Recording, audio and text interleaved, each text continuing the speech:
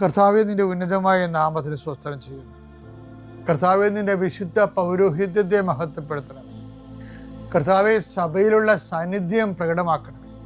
40 വർഷം ഞാൻ അർപ്പിച്ച കുർബാനയുടെ യോഗ്യതയെ കൃപാസാൽത്താറെ ജീവനോടെ പ്രത്യക്ഷപ്പെട്ട പരിശുദ്ധ അമ്മയുടെ മാധ്യസ്ഥത്തിൽ ഞാൻ അങ്ങയുടെ മക്കൾക്ക് വേണ്ടി പ്രാർത്ഥിക്കുന്ന കർത്താവേ, ലോകം മുഴുവനും ഉണർന്നിരിക്കുന്ന സമയത്ത് ഈ പ്രാർത്ഥനയിൽ പങ്കെടുക്കുന്ന ഓരോ മക്കള്, ഇന്ന് കടന്നു പോകുന്ന ഓരോ വഴികൾ, ഓരോ ഉദ്യമങ്ങൾ, ഓരോ ജീവിത ലക്ഷ്യങ്ങൾ, അമ്മേ, പരിശുദ്ധമേ, ദേവമാതാവേ, കൃപാസാൽത്താറെ ജീവനോടെ പ്രത്യക്ഷപ്പെട്ട അമ്മയുടെ സാന്നിധ്യം, സഞ്ചാരി മാതാവേ, സമയത്തിൻ്റെ അധികാരി, ഈ മക്കളുടെ കൂടെ പോകണമെന്ന് പ്രാർത്ഥിക്കുന്നു.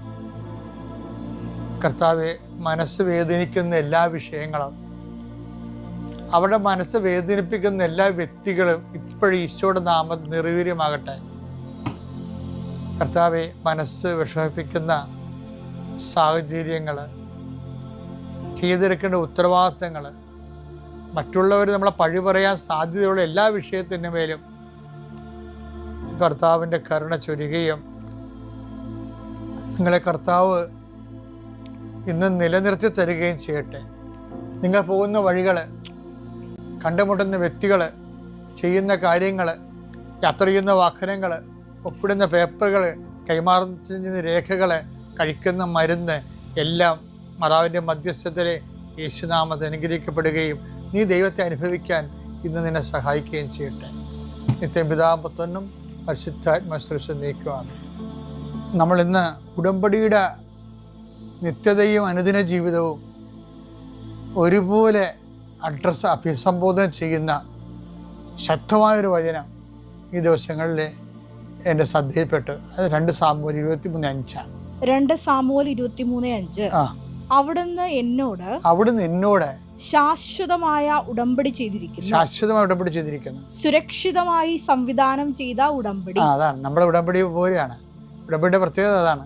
സുരക്ഷിതമായി, ലൂപ്പ് ഹോൾ ഇല്ലാതെ, അതാണ്, ഒഴികഴിവില്ലാതെ, പ്രസരണ നഷ്ടമില്ലാതെ സംവിധാനം ചെയ്ത ഉടമ്പടി. അവിടുന്ന് എന്റെ രക്ഷയും അഭിലാഷവും സാധിച്ചു തരും. ഉടമ്പടി ഏറ്റവും ഗുണം ഇതാണ്. രക്ഷ എന്ന് പറഞ്ഞാൽ നിത്യരക്ഷ, അഭിലാഷം എന്ന് പറയുന്നത് എന്താണ്? അനുദിന ആവശ്യങ്ങൾ. അപ്പം അനുദിന ആവശ്യങ്ങളും നിത്യരക്ഷയും ഒറ്റ പാക്കേജിൽ കിട്ടണ എന്താണ്?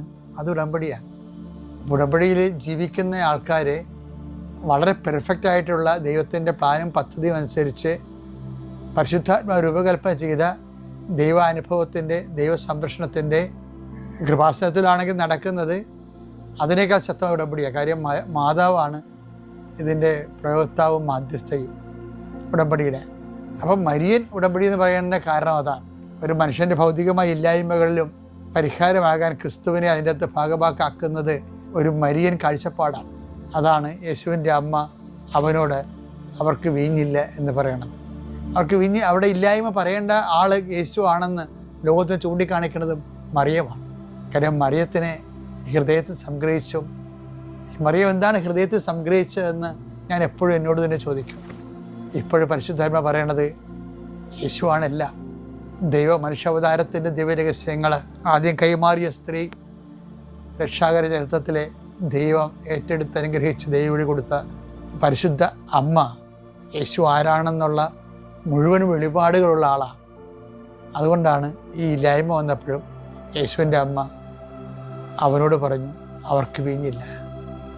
നമ്മുടെ ജീവിതത്തിൽ എന്ത് വന്നാലും മരിയൻ ഉടമ്പടിയിൽ എന്നും ഇതുപോലെ കനായിലെ കല്യാണത്തിൽ എന്നതുപോലെ നിൻ്റെ അമ്മ നിനക്ക് വേണ്ടി യേശുവിനോട് എന്നും നിനക്കത് ലഭിക്കുന്നത് വരെ അമ്മ നിൻ്റെ ആ ഉടമ്പടിയുടെ കാവൽക്കാരിയായിരിക്കും. അതുകൊണ്ടാണ് നമ്മൾ മരിയൻ മിഷൻ, അവൻ പറയണ പോലെ ചെയ്തെന്നാണ് മരിയൻ മിഷൻ. ആ മരിയൻ മിഷനിലാണ് നമ്മൾ നിൽക്കുന്നത്. അത് ഈ നോൻപ് കാലത്ത് അർത്ഥവത്തായിട്ട് ഊർജ്ജസ്വരമായിട്ട് ചെയ്യാൻ ദൈവം നമ്മൾ അനുഗ്രഹിക്കട്ടെ. പിതാവിൻ്റെയും പുത്രൻ്റെയും പരിശുദ്ധാത്മാവിൻ്റെയും നാമത്തിൽ.